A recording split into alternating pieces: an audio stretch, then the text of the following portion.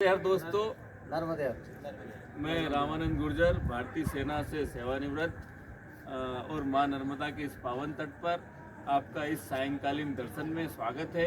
और आप मां नर्मदा के दर्शन कर पा रहे हैं। साथ में हमारे मित्र रोज की भांति अशोक भाई भी हमारे साथ आज बखूबी निभा रहे हैं। डॉक्टर साहब भी हमारे लगभग 3 या 4 दिन से हमारे साथ आ रहे हैं। और छोटे छोटे हमारे 2 मित्र राज एंड मिस्टर क्रिश, जो कि बहुत ही अच्छे और इंटेलिजेंट बालक है दोनों, आज हमारे साथ मां नर्मदा के दर्शन को लेकर वो भी आए हैं। और आप सभी मित्रों का हमारे चैनल रेवा दर्शन पर मां नर्मदा के इस पावन तट पर स्वागत है। वादे के मुताबिक हम फिर आज आपको नेमावर घाट लेके आए हैं। और हमारा आज का विषय रहेगा मार्ग। मार्ग सुगम, सरल, कठिन, कई तरह के मार्ग होते हैं। तो हमें मार्ग पर कैसे चलना चाहिए, किस परिस्थिति में कैसे, और उस मार्ग से कैसे निकलना चाहिए। तो मार्ग की सबसे अच्छी परिभाषा मां नर्मदा के पथ से ही लेना चाहिए। मां नर्मदा का जो मार्ग है, परिक्रमा मार्ग है अशोक भाई, उसमें अड़चने भी आते हैं, तकलीफ होती है, ऊंचा नीचा मार्ग है, पथरीले, कंकरीले। तो मां नर्मदा का जो रुख है जी, ऐसे मोड़ घोड़ कई तरह से, कई पहाड़ों को चीरते हुए जो मां नर्मदा सागर में समाई है। और उस मार्ग पे परिक्रमावासी उत्तर तट और दक्षिण तट पे किस तरह से मेहनत करके मां नर्मदा की परिक्रमा पूरी करते हैं। उस दौरान उनको कई जंगल मिलते हैं, मतलब कहीं उनको भोजन की व्यवस्था ऐसी ऐसी जगह होती है जहाँ पर उन्होंने कभी सोचा ही नहीं होगा।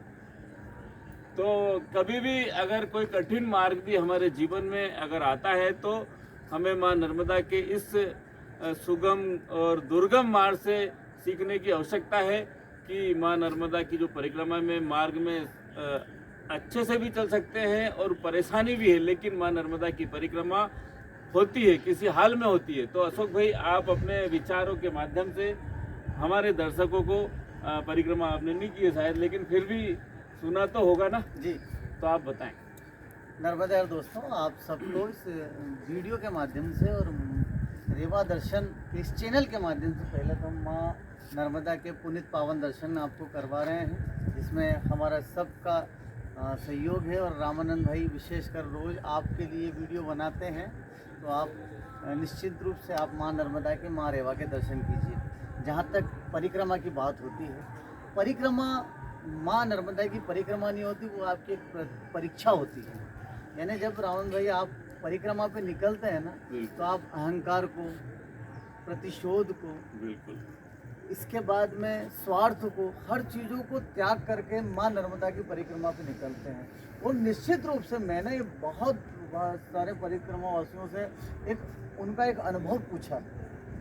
विभिन्न विभिन्न जो परिक्रमावासी जो रहते हैं ना, वो अपना एक अनुभव बताते हैं कि आज हमने माँ नर्मदा के प्रत्यक्ष रूप से इस रूप में इनके दर्शन किए हैं। तो जहाँ तक परिक्रमा की बात है, तो परिक्रमा नहीं होती, वो आपकी एक तरह से परीक्षा होती है। और माँ नर्मदा आपकी परीक्षा लेती है। और आपने बहुत अच्छी बात की रामानंद भाई, कि जीवन में जब व्यक्ति हताश हो जाता है, डिमोटिवेट होता है और उसे कुछ सूझता नहीं है, तो ईश्वर भी आपकी कहीं ना कहीं परीक्षा लेता है। तो माँ नर्मदा का अगर जो भी परिक्रमा करता है ना, वो व्यक्ति फिर जीवन में पीछे मुड़ के नहीं देखता है, वो निरंतर प्रगति और उन्नति करता है। ये माँ नर्मदा स्वतः ही अपनी परिक्रमा में हर परिक्रमावासी को सिखाती है। और दोस्तों, ये तो परिक्रमा की बात हुई। मैं आपसे एक निवेदन करूंगा कि आप जहाँ जहाँ पर अगर परिक्रमा मार्ग पर रहते हैं, यानी देव मार्ग पर रहते हैं, तो मेरा आपसे एक निवेदन है कि जो प्राचीन परिक्रमा मार्ग है, उन परिक्रमा मार्ग पर रमन भाई एक पहल करनी चाहिए हम सब ने मिलके।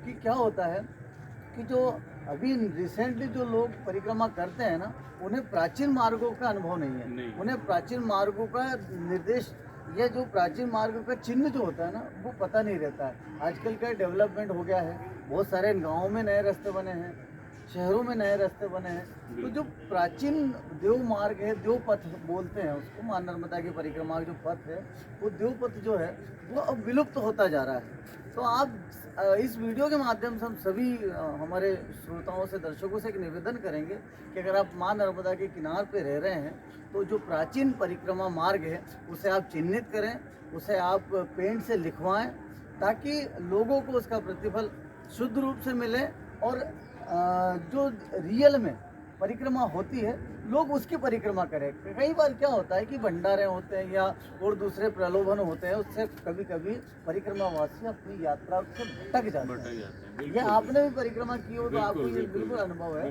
मैंने तो इसका थ्योरिकली एक जजमेंट लगाया है कि इस तरह की चीज़ें होती हैं।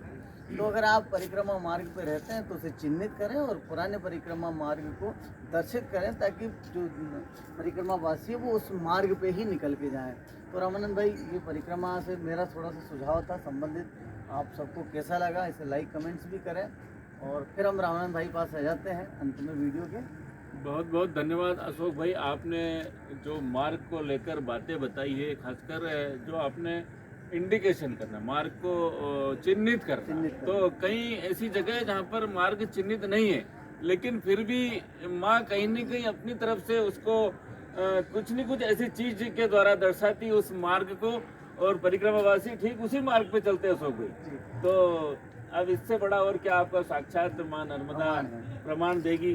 तो दोस्तों, कभी भी अगर मार्ग में किसी प्रकार की कोई, मेरा मतलब परिक्रमा से ही नहीं है, अगर आपके जीवन में अगर कोई भी कठिन परिश्रम मतलब परेशानी आती है और आपको किसी ऐसे मार्ग पे चलना पड़े, तो आप घबराए नहीं, आपका मार्ग आपको सही जगह ही ले जाएगा।